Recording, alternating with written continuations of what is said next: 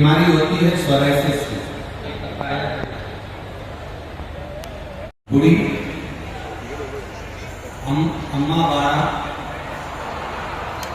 अम्मावाड़ा जिला छिंदवाड़ा।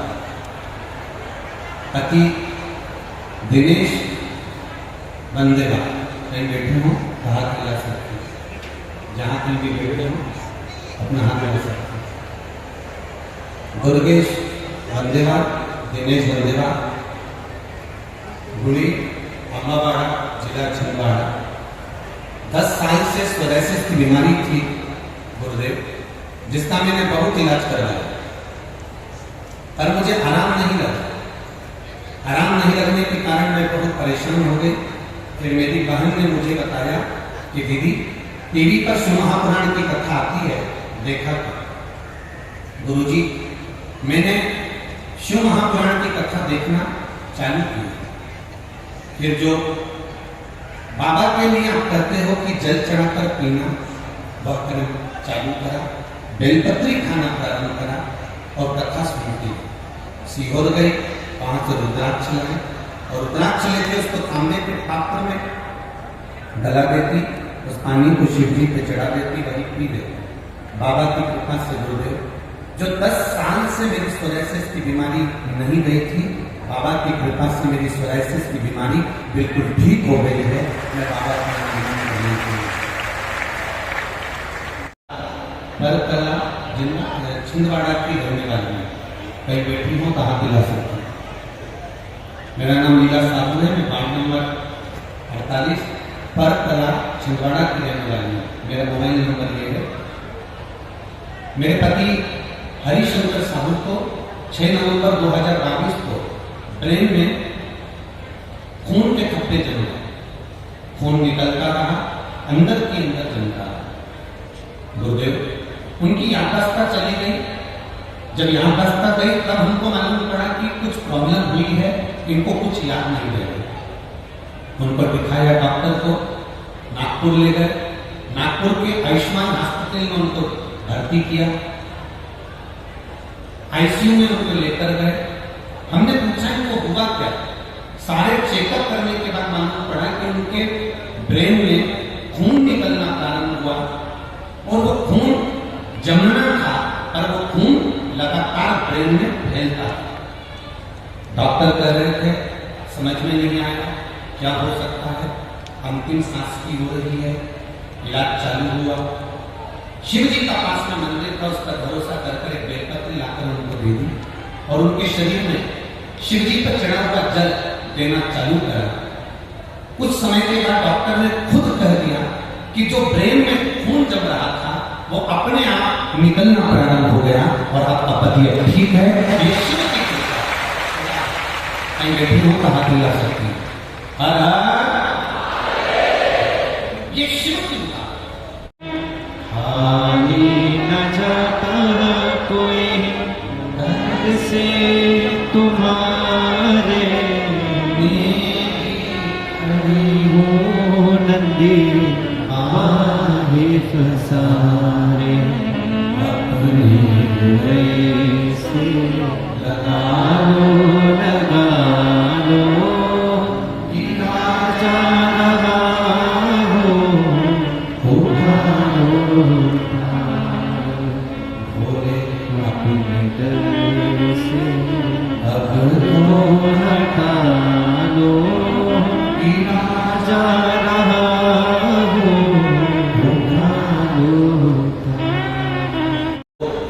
देवादिदेव महादेव के व्रत रखने से व्रत की पूर्णता, व्रत का आनंद। हम जिनका व्रत कर रहे हैं उनका स्मरण हमारी चित्त वृत्ति में है।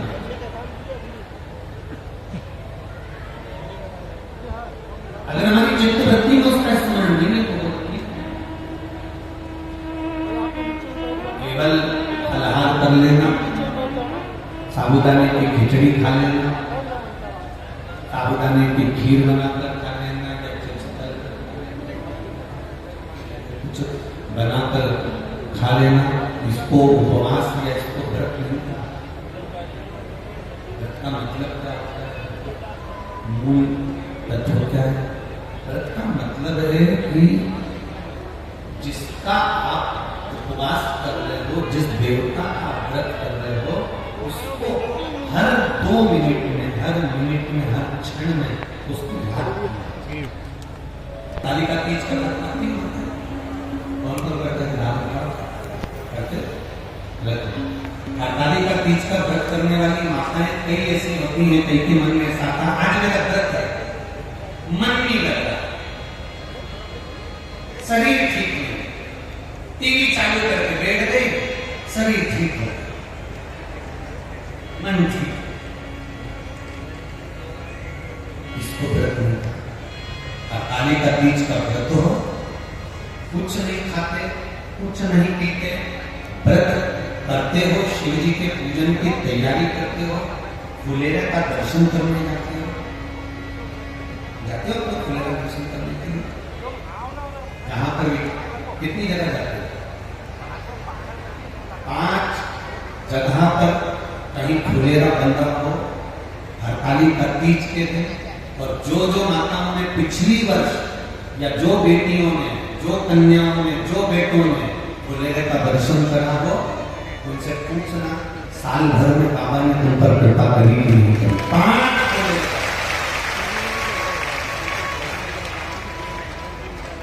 हरताली का तीज के दिन जो फुलेरा बनता है, 5 घर जाओ जहां फुलेरा बनना है, वहां दर्शन करो। तुम्हारा व्रत नहीं है तो भी जाओ, व्रत है तो भी दर्शन, और फुलेरा का दर्शन करो।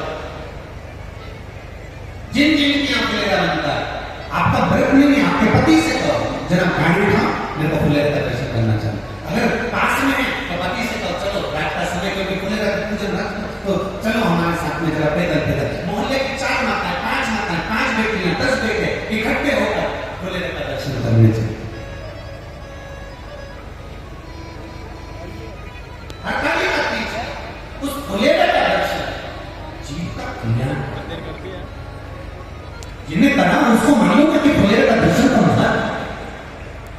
आप लोग 15 तारीख को जो कथा होगी पुणे सांगली में, पूना में, आप वो सुनना, उसमें हम वर्णन करेंगे एक एक फुलेरे का, 5 फुलेरे का दर्शन करते हैं। पहले भी करा, कह दिया कि मेरा रोग समाप्त हुआ। पार्वती जी ने ब्राह्मण के मुख से सुना, शिव जी के पास जाकर करती हैं, भोलेनाथ जी से प्रार्थना करती हैं, बाबा गणेश जी का विवाह कर दिया।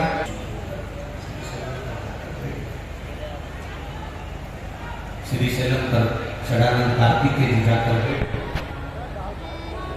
और षडानंद कार्तिकेय जी जब श्रीशैलम पर जाकर बैठे, उनको राजी कैसे कर? पार्वती जी ने कहा मैंने ब्राह्मण का कोड़ी का रोग ठीक हो गया तो मैं उस ब्राह्मण से कुछ कराई हूं, उस व्रत का महत्व मैं अपने पुत्र के लिए, अपने बेटे के लिए करता हूं। पार्वती जी ने 16 सोमवार का व्रत स्वयं माता पार्वती जी ने षडानंद कार्तिकेय के लिए करा। कार्तिकेय प्रसन्न होकर अपनी माता की गोद में बैठे, तब कार्तिकेय जी ने पूछा, मां मुझे इतना क्रोध आया, इतनी मेरी चिड़चिड़ प्रवृत्ति है, इतनी तकलीफों में मैं घिरा रहा, तूने मुझे प्रसन्न कैसे करा? मां कहती है मैंने 16 सोमवार का व्रत किया था, उस व्रत का प्रबंध था। कार्तिकेय जी ने कहा मेरा एक मित्र है ब्राह्मण, बहुत साधारण सा है, उसके पास कुछ नहीं है, मित्र में से उठ कर चले गया है, कोई दूसरे गांव चला गया है, उसको मुझे मिलना, उसको मुझे मिलना। षडानंद कार्तिकेय ने भी 16 सोमवार का व्रत किया। मित्र सोमवार के व्रत की वर्णन करी थी। किसी के घर में अगर 16 सोमवार का व्रत हुआ है, हो रहा है, उसके घर में 16 सोमवार का उद्यापन हो रहा है, भूलवश भी अगर आपको मालूम पड़ जाए कि इसके यहाँ 16 सोमवार का उद्यापन है, भोजन करने भले मत जाना, पर उसके घर से थोड़ा सा प्रसाद अवश्य मांग कर लाना। प्रसाद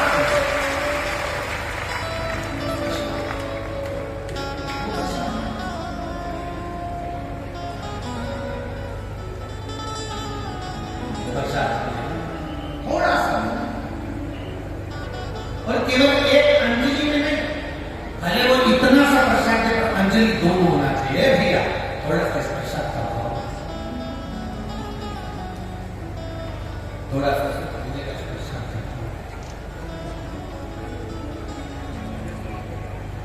शंभो जागरणे घड़ी आगो घड़ी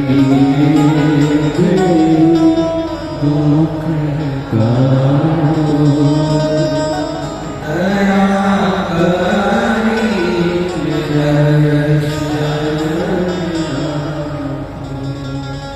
उस व्रत का मूल आनंद का जितने बेटे बेटियां कंपटीशन एग्जाम की तैयारी कर रहे हैं, जितने बेटा बेटियां नौकरी की तैयारी कर रहे हैं, मैं उनसे कहूंगा आप मेहनत करो, खूब दिल से, अच्छी दम से, मेहनत में कमी मत करो। उसके साथ बहुत ध्यान देना,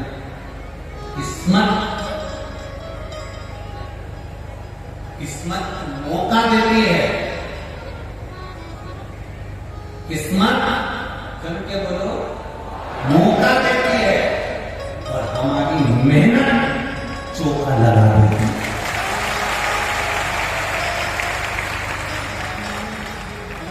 मेरा बेटा बेटियों से निवेदन है, अपनी मेहनत पूरी करो। शंकर भगवान करेंगे क्या?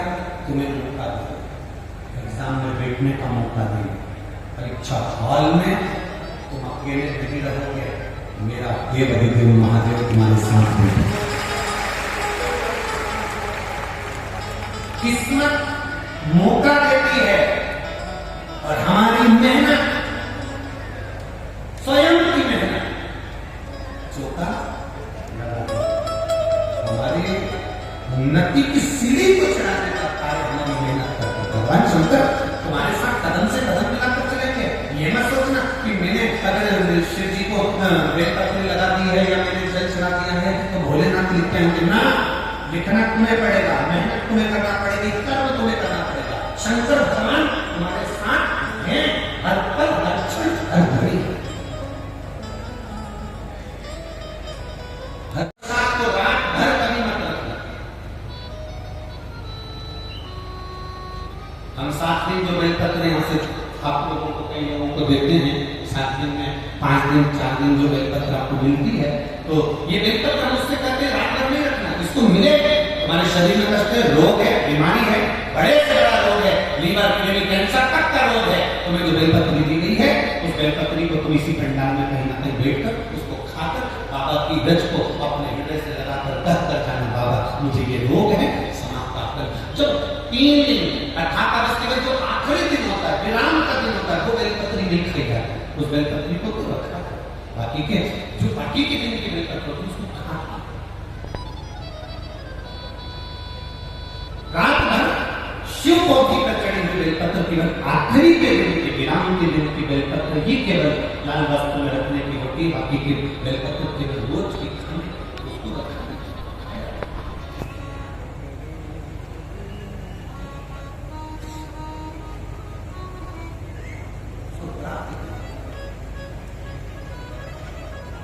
जैसे अशोक सुंदरी पर चढ़ी हुई पीपल के वृक्ष की, पीपल के पत्ते की अग्रभाग अगर शिव जी की अशोक सुंदरी की ओर स्पर्श करा हुआ, कितना भी दमा, कितनी विश्वास की बीमारी है, बड़े कितने भी कमजोर हो, उस पीपल के पत्ते का अग्रभाग हमारे उस श्वास को ठीक करके अशोक सुंदरी। अब ब्राह्मण ने पूछा कि तुमने मुझे प्राप्त कैसे करा? बता दिया इसका ऐसा व्रत है, इसको करो। 17वें व्रत में इसका उद्यापन होगा, वही प्रदोष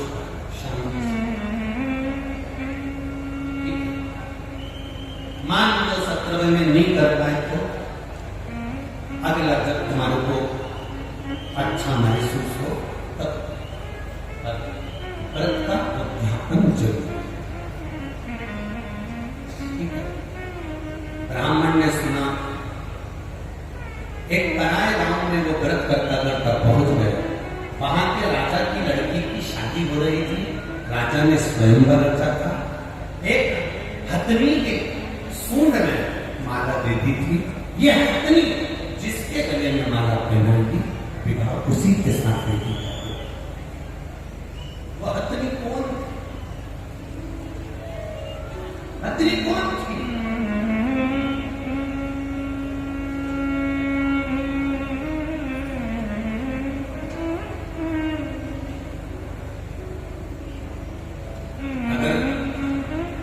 नरसिंह पुराण को आप पढ़ेंगे तो नरसिंह पुराण में लिखा हुआ है, राजा के नगर में हथनी के सूंड में माला दी गई। ये माला जिसके गले में पहनाएगी उसी के साथ मेरी बेटी का विवाह होगा। वो हथनी कौन थी? ऐसे संकल्प पहले के राजा लेते थे। वो संकल्प क्यों लेते थे? जनक जी ने संकल्प किया, जो इस धनुष को उठाएगा चढ़ाएगा उसी के साथ बेटी भी होगा। तो जनक जी को क्या पड़ेगी? उन्होंने संकल्प किया। संकल्प व्यक्ति कब लेता है? जब उसको कुछ अच्छा नजर आए। क्या जनक जी ने देखा था? जनक जी ने देखा था कि जनक जी की बेटी ने माता जानकी जी 4 साल की थी और जनक जी ने अपने गुप्तचरों से अपने द्वारपालों से कहा था कि आज मैं धनुष का पूजन करने के लिए धनुष का पूजन करने आऊंगा। धनुष के नीचे गाय का गोबर लाकर लिपा जाए, चौक पूरा जाए, पूजन करी जाए। 10,000 द्वारपाल धनुष को उठाने में लग गए पर धनुष नहीं उठा। आसपास से उन्हें लीप दिया, पूजन की तैयारी कर दी। इतने में जानकी जी ने आकर देखा। 4 साल की जानकी जी आकर देखती है, पूछती है द्वारपालों से, काका जी आपने धनुष के नीचे तो लीपा ही नहीं, पिताजी कितने नाराज होंगे। आपने धनुष के नीचे नहीं लीपा, पिताजी नाराज हमसे धनुष उठा। 4 साल की सीता जी ने कहा से धनुष नहीं उठा, लाओ मैं लीप देती। 4 साल की जानकी जी उनके हाथ से धनुष उठाई। हाथ में गोबर लेकर जानकी जी ने लीप दिया, धनुष को रख दिया जनक की पूजन करने के लिए। जनक जी पूजन करने के लिए आए और जनक जी ने पूजन करते समय देखा कि धनुष के नीचे का भाग पहले का लिपा हुआ है। जनक जी ने पूछा, ये भाग लिपा कैसे? ये किसने लिखा? द्वारपालों ने कहा कि सीता जी ने जानकी जी ने लिखा।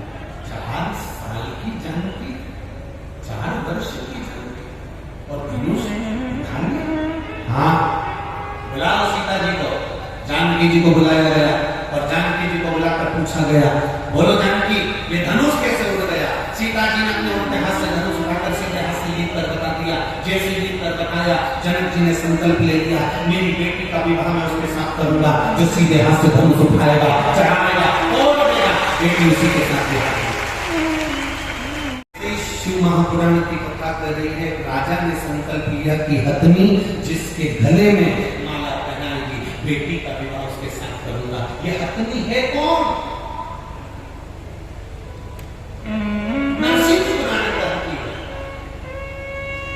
ये कौन है? कहा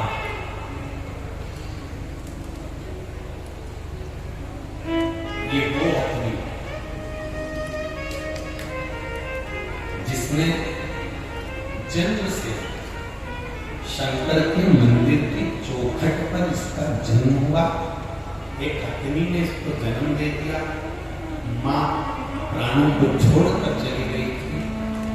एक व्यक्ति रोज शिव मंदिर जाता था और इस हथनी को सहलाता था। हथनी धीरे धीरे बड़ी होती गई। शिव की आराधना में यह हथनी भी टूट गई। कहते हैं हजारों हजार ऋषिवर की बुद्धि में जितना बल था उस हथनी में उतना बल सोचने का समझने का कि किसका भाग्य क्या करेगा वो हथनी समझ जाता।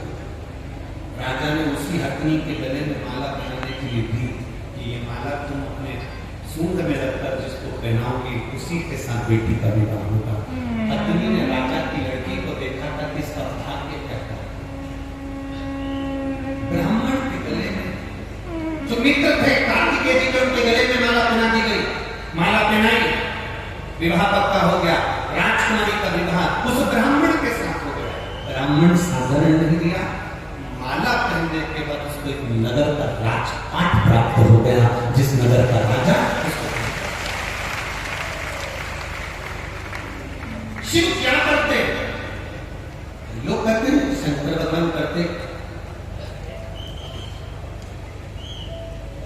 करते थे।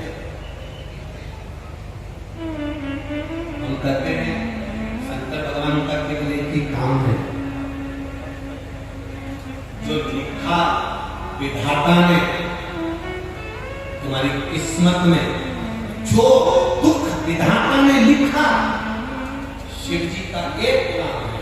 तुम जब शंकर भगवान की शिवलिंग पर जल चढ़ाते हो तो शिवलिंग पर जो चंदन लगा रहता है वो जल चढ़ाने से धुल जाता है। जब तुम शिव जी पे जल चढ़ाते हो तो चंदन धुलता है, श्रृंगार धुलता है। उसी तरह शंकर जी पे जल चढ़ाते समय वो जल तुम्हारे भी दुख को धो देता है। घटती है कि बढ़ती है? बोलो बोलो, घटती।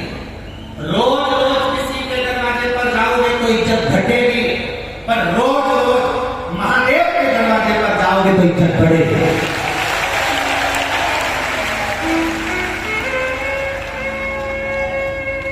किसी के दरवाजे पर जाने से इज्जत घटती है, पर महादेव के दरवाजे पर जाने से इज्जत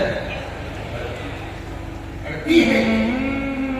आवारा है नंबर 1 का, बेकार है तो छोरा, बहुत अवैला है ये तो, बहुत बेकार है ये तो। छोरे को बेचारे को जो देखोगे एक ही बात, ये तो अवैला है, ये तो ऐसा है, ये तो वैसा है। और वही छोरा जब रोज शंकर जी के मंदिर जाए और शंकर जी का श्रृंगार करे, शिव जी के जल चढ़ाए, तो पुण्य लगा के जब मंदिर से आए तो धीरे धीरे लोगों का कहने का तरीका बदल जाएगा।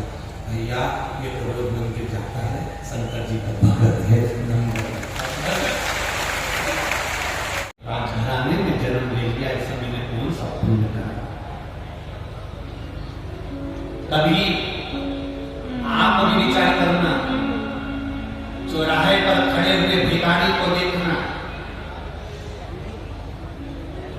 किसी भिखारी को देखना, किसी बीमार व्यक्ति को देखना, किसी बहुत ज्यादा कष्टप्रद व्यक्ति को देखना, और उसको देखकर अपने आप को तुम जरूर देखना, और देखकर महादेव से प्रार्थना करना, बाबा तूने बड़ी कृपा करी, मुझे चौराहे का भिखारी नहीं बनाया, मुझे कुछ अच्छा बनाया।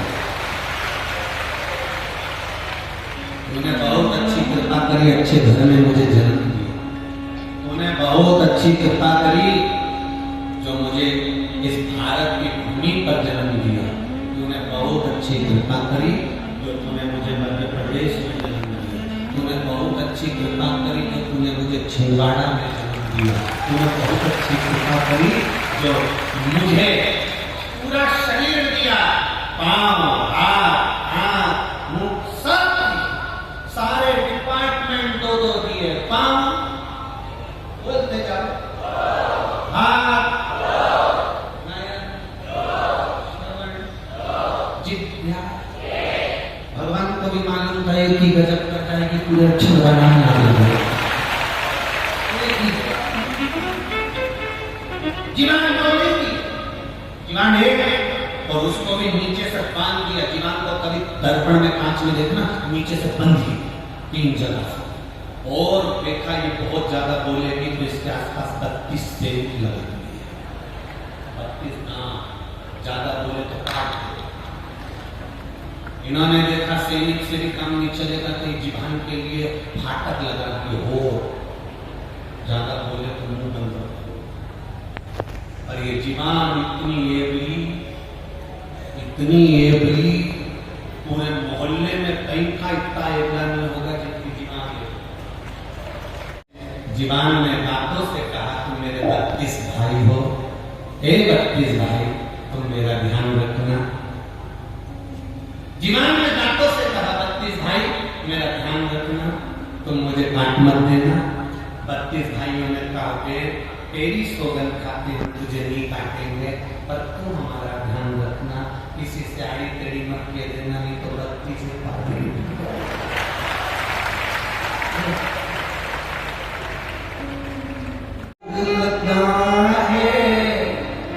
दिन भर चुगली करती इस जिज्ञा को रोग लगा, दिन भर चुगली करती में भी चुगली करती रहेगी, कहीं भी तो आगे बैठी दिख गई ना तो पीछे वाली कमला की बोले लीला की छोरी ये अंदर ना चले कहां से आती पूछा आगे शादी करके इस जिभ्या को रोग लगा है, अरे दूध की गलियां इन जिभ्या से शिव जी जप लो सारे रोग मिट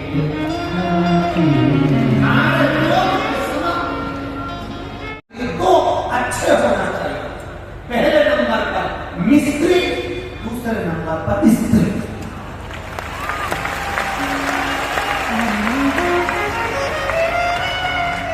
अगर वे दो अच्छे हैं तो तुम्हारा घर अच्छा है।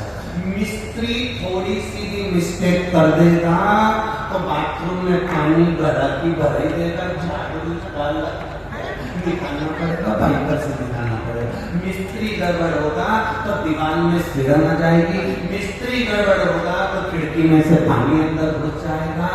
और अगर स्त्री थोड़ी भी अगर गड़बड़ निकली गई तो दुकान छोड़ के घर चलेगी।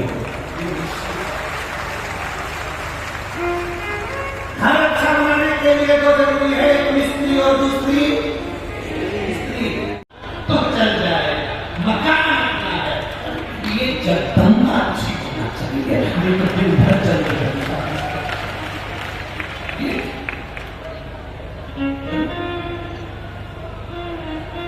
ये तो रोज सुबह से लेकर शाम तक आरती गाते होंगे, अम्बे जय बोले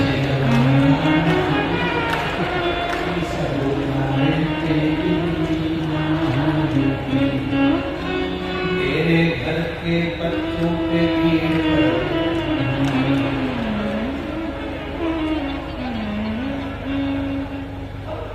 मिस्त्री दोनों ठीक, घर अच्छा, परिवार अच्छा। अच्छे घर में अगर जन्म हो जाए, अच्छा किसी मतलब नहीं कि फ्रिज में कूलर में वाशिंग मशीन ये में वो कुछ नहीं, झोपड़े में भी रहो तो बस जहां जिसके साथ रह रहे हो, परिवार में जितने लोग रह रहे हैं सबका दिल अगर खुश है, सास भी प्रसन्न, बहू भी प्रसन्न, बेटा भी प्रसन्न, नाती बंटी सब प्रसन्न है तो झोपड़े में भी सुख है। यहाँ कई लोग बैठे होंगे जिनके घर में पहले मेहमान आते थे तो एक ही दो कमरे का तो मकान होता था, उसी में दरी बिछा के गद्दा बिछा के और सो जाते थे। पहले तो कई कई माताएं तो ऐसी भी हैं जिनके घर में रुई के गद्दे नहीं होते थे, तो टाट का गद्दा सिर के उस पर साड़ी की खोल चढ़ा के उस पर मेहमान एक हॉल के अंदर सारे मेहमान जो आता था वही रहता, जो आता वही सोता। धीरे धीरे तुमने सोचा मकान छोटा पड़ता, मकान बड़ा कर लिया, जितना बड़ा मकान होते चले गए मन छोटा होते चले गया। अब बड़ी बहू सोचती है कि हमारे मेहमान हम ले लेंगे, छोटी बहू अपने लेना, सास के मेहमान सास ले। आज के जमाने में मकान तो बड़ा हो गया, मेहमान अगर घर में आते हैं तो बड़ी बहू अपना कमरा छोड़ के नहीं आती, छोटी अपना कमरा छोड़ के नहीं आती, बेचारी सास धीरे धीरे जाके 2 गिलास पानी लाकर पिला देती है। मेहमान पूछते भी हैं बड़ी बहू नहीं दिख रहे और उसको फोन के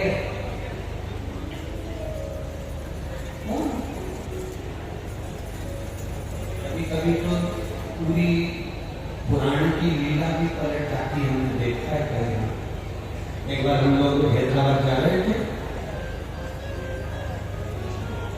तो हैदराबाद जाते जाते हमारी जो ट्रेन का टिकट था उसमें इधर सामने की 2 बर्थ थी, एक पति पत्नी, और इधर की बर्थ हमारी थी, हमारे से बच्चों के साथ में, और इधर की बर्थ थी वहां पर लोग बैठे।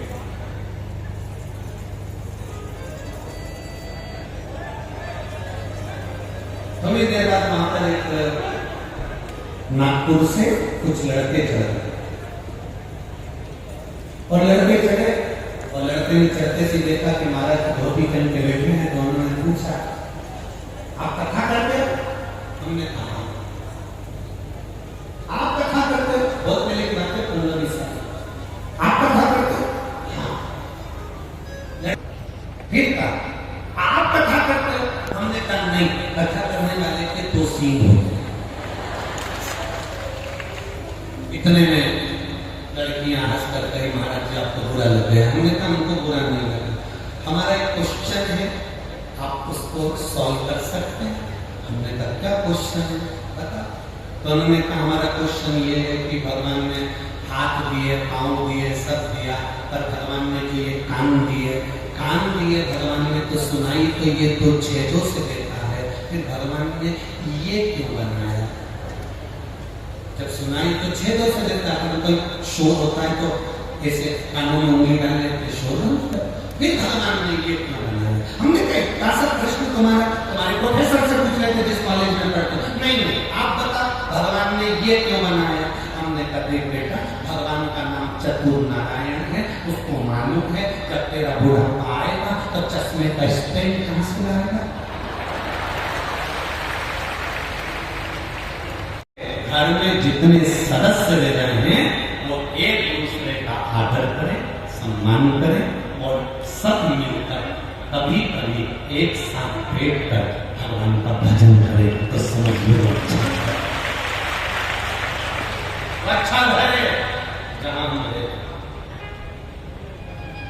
ना राम नाम लीनो वो तूने भरी जवानी में भूल के मर जाए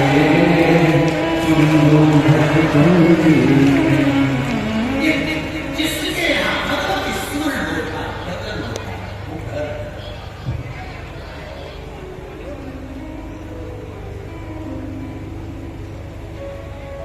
जहाँ भजन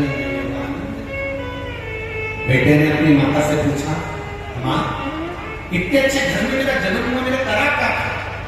अगर अच्छा हाथ मिल जाए, नेत्र अच्छे, शरीर अच्छा है, कोई बीमारी तुमको नहीं है, तुम अपने आराम से 2 रोटी कमा रहे हो, खा रहे हो, तो दुनिया के सबसे सुखी व्यक्ति तुम हो, दुनिया के सबसे प्रसन्न व्यक्ति। भगवान को धन्यवाद दिया मैं अच्छे घर में गया, मैंने तो अच्छा सुख दिया। अब बोले माँ मुझे भी 16 सोमवार का व्रत